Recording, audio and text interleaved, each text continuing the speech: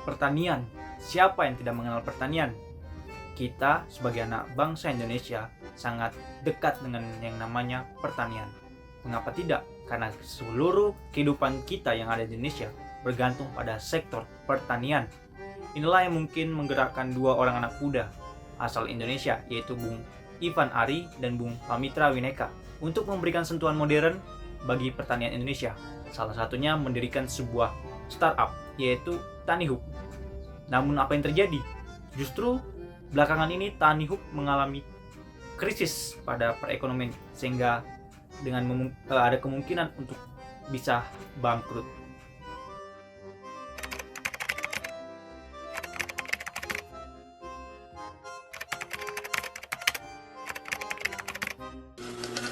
Inilah aplikasi yang selama ini kami tunggu-tunggu, Pak. Istimewanya adalah produk ini dibeli langsung dari petani. Coba kita lihat, sekarang ini produk-produk petani sudah masuk ke marketplace produk pertanian. Tanihub, coba dilihat Tanihub.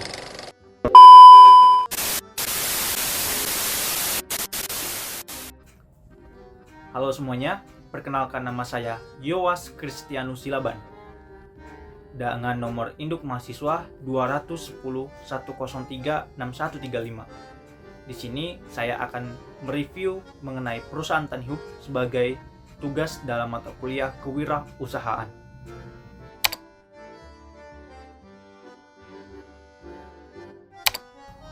Lalu bagaimana Tanihub bekerja? Sebenarnya ada 3 pokok masalah yang ingin diselesaikan oleh Tanihub itu sendiri, yaitu distribusi yang tidak efisien, lalu akses pasar yang terbatas karena petani cenderung menjualnya ke tengkulak-tengkulak tradisional, lalu persyaratan pembayaran yang membebani para petani. Bagaimana selanjutnya kita akan bahas ini. Tanihub Group merupakan suatu grup perusahaan yang dia bergerak itu di bidang agrikultur teknologi yang telah berdiri sejak tahun 2016.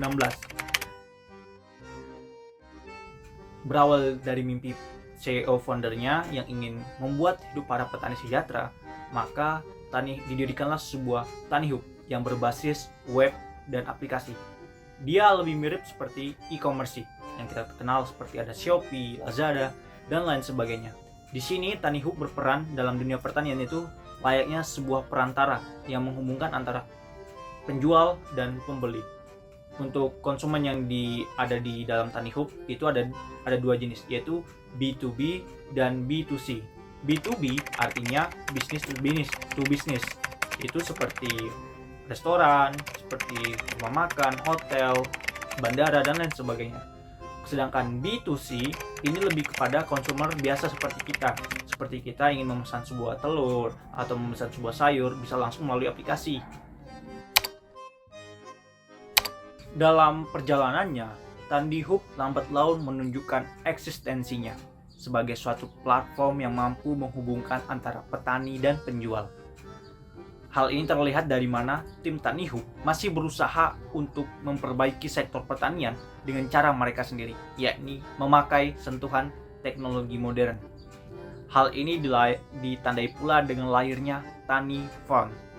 Tanifund sendiri ini secara simpel bisa diartikan sebagai layanan yang memungkinkan masyarakat berinvestasi di sektor pertanian. Mengapa hal ini terpikirkan oleh mereka? Karena sejauh ini para petani sangat sulit sekali menerima pinjaman dari bank ketika mereka ingin menambah lahan atau membuka lahan lebih luas lagi. Mengapa? Karena kebanyakan petani di Indonesia tidak mempunyai pembukuan yang bisa dibilang akurat. Hal inilah yang membuat bank untuk ragu memberikan pinjaman kepada mereka. Dan Tanihub melihat problem ini dan mereka ingin berupaya bagaimana hal ini bisa diatasi. Hal ini terlihat sejauh ini ada 12.000 petani yang terhubung ke dalam platform Tanihub. Dan mayoritasnya tentu saja berada di Pulau Jawa. Dan lagi-lagi nama Tanihub sempat menjadi omongan seantero Indonesia. Mengapa? Karena dalam debat presiden, Tanihub mendapat atensi dari Presiden Jokowi. Optimis. Coba kita lihat, sekarang ini produk-produk petani sudah masuk ke marketplace produk pertanian. TaniHub, coba dilihat TaniHub. Sudah memasarkan produk-produk petani dari produsen langsung ke konsumen, sehingga harganya bisa diangkat. Dan tahukah Anda bahwa pendanaan terakhir yang diterima oleh TaniHub Group adalah investasi sebesar 942 miliar atau setara dengan 65,5 US dollar. Ya, hal ini justru makin meningkat ketika kala COVID melanda Indonesia. Ya, kita tahu bahwa ketika COVID melanda Indonesia, hampir seluruhnya sektor perekonomian Indonesia mengalami penurunan. Namun di sini, TaniHub memanfaatkan situasi tersebut, di mana mereka bergerak dalam bidang teknologi, dalam bidang website yang kemungkinan tidak akan dilakukan secara langsung, melainkan melalui perantara aplikasi. Inilah yang membuat TaniHub mulai melonjak di tahun 2020 hingga tahun 2021. Namun sayang, di tahun 2022, TaniHub justru mengalami kebangkrutan.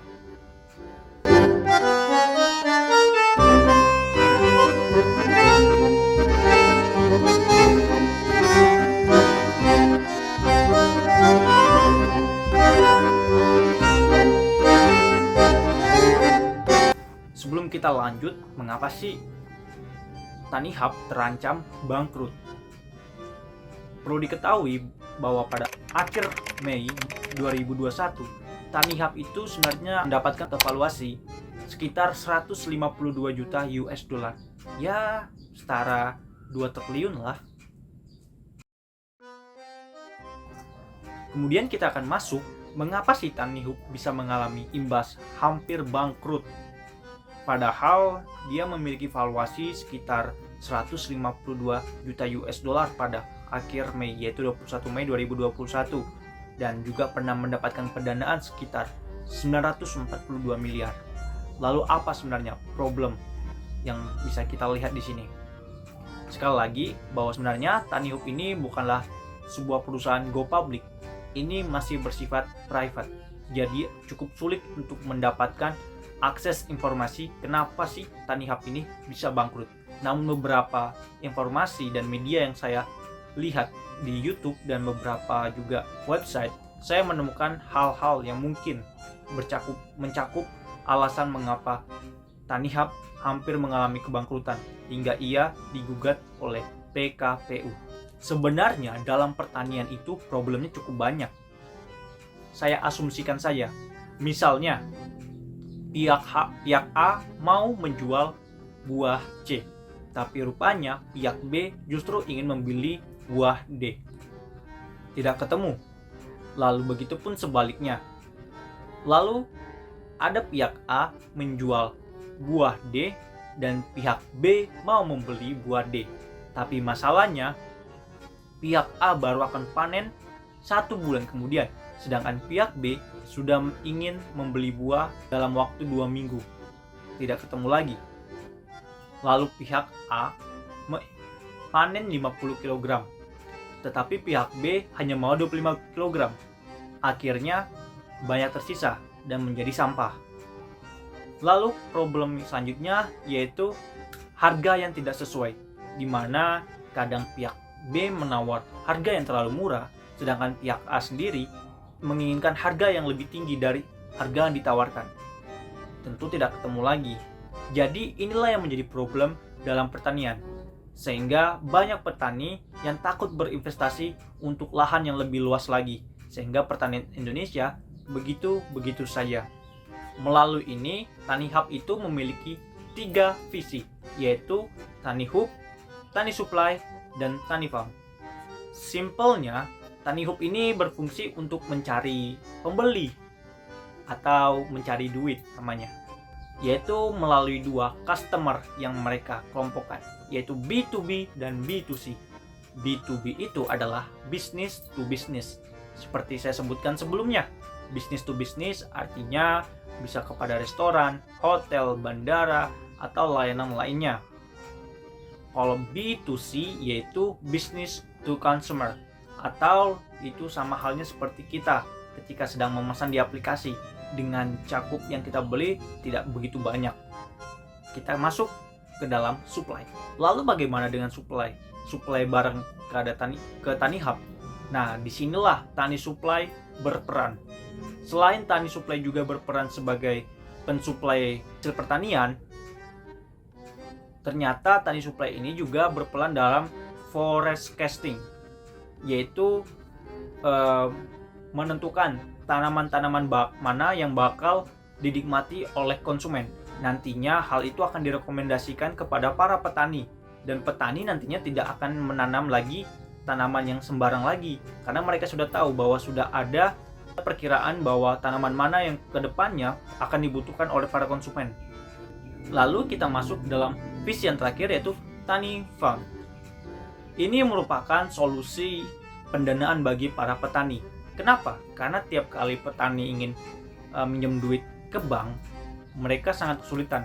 Ya, karena sebelumnya sudah saya sebutkan, mereka tidak memiliki pembukuan yang benar-benar akurat.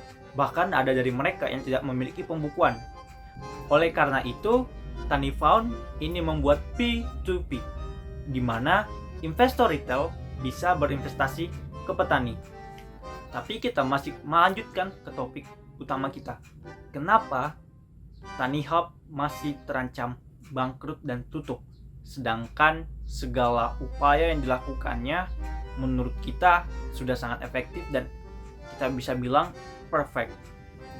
Sebenarnya sejak COVID melanda, Tani Hub ini mengalami peningkatan yang sangat signifikan. Karena apa? Karena banyak akses yang terbatas yang membatasi mobilitas masyarakat secara langsung.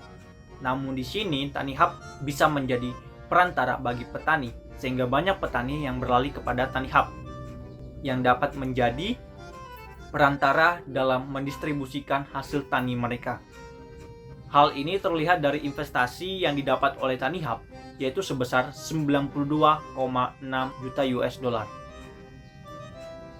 Sehingga mereka berinvestasi besar-besaran tuh untuk warehouse atau gudang dan infrastruktur, dengan ekspektasi bahwa pertumbuhan ini kedepannya akan terus meningkat. Rupanya pada tahun 2022 ketika COVID mereda, tidak sulit bagi tengkulak-tengkulak tradisional untuk mengambil alih kepercayaan para petani. Hal ini terlihat ketika biaya untuk operasional di Tani Hub jauh menjadi lebih tinggi. Hal ini karena Tani Hub telah terlanjur berinvestasi di warehouse dan infrastruktur. Namun di sisi lain, saya juga menduga bahwa petani banyak yang tidak bisa cukup beradaptasi terhadap penggunaan teknologi. Mungkin beberapa data membuktikan banyak petani yang beralih ke Tani Hub ketika masa COVID. Sedangkan setelah COVID reda, petani lebih memilih tengkulak tradisional.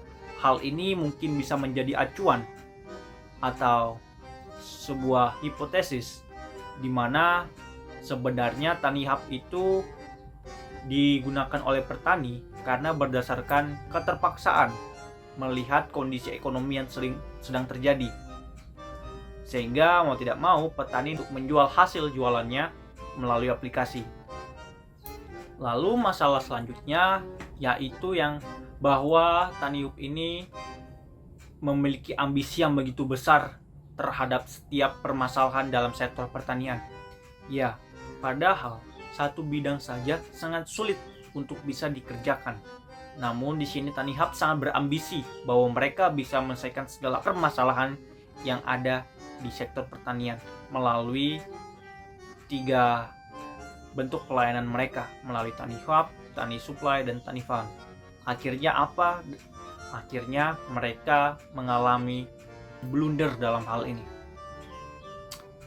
Lalu kemungkinan saja permasalahan yang terakhir bisa terletak pada Tani Fund. Mengapa? Pertama, bisa saja petani dalam prosesnya mengalami gagal panen, sehingga investor tentu tidak akan bisa kembali modalnya. Lalu ada pula petani yang mungkin tidak jujur. Mereka melaporkan kepada Tani Hub bahwa mereka gagal panen karena pengaruh cuaca atau alam. Akhirnya investor juga tidak bisa mendapatkan kembali dana yang diinginkan. Dan bisa saja petani sebenarnya sudah panen, Tapi rupanya permintaan pasar itu sudah berbeda, sehingga Tanihub membeli barang yang tidak diperlukan oleh pasar lagi. Akibatnya para investor akan menerima kerugian dan tidak akan memilih berinvestasi lagi di Tanihub. Mungkin kedepannya hal ini bisa menjadi sorotan bagi startup yang ada di seluruh Indonesia, bahwa bergerak dalam satu bidang saja tidak masalah selagi kita masih bisa dan mempunyai tujuan positif untuk menyelesaikan masalah tersebut. Ambisi itu boleh, tapi kita juga harus mampu manajemen segala kendala-kendala yang kemungkinan akan terjadi di masa depan. Seperti hal yang dilakukan oleh Tanihub, mereka bahkan tidak bisa memprediksi bahwa hal ini akan terjadi. Satu pesan saya, bahwa startup Indonesia harus terus bertumbuh dan anak muda Indonesia jangan pernah menyerah untuk terus membangun perekonomian di Indonesia. Saya berdoa bahwa kedepannya startup Tanihub ini bisa kembali pulih. Sekian dari saya, terima kasih.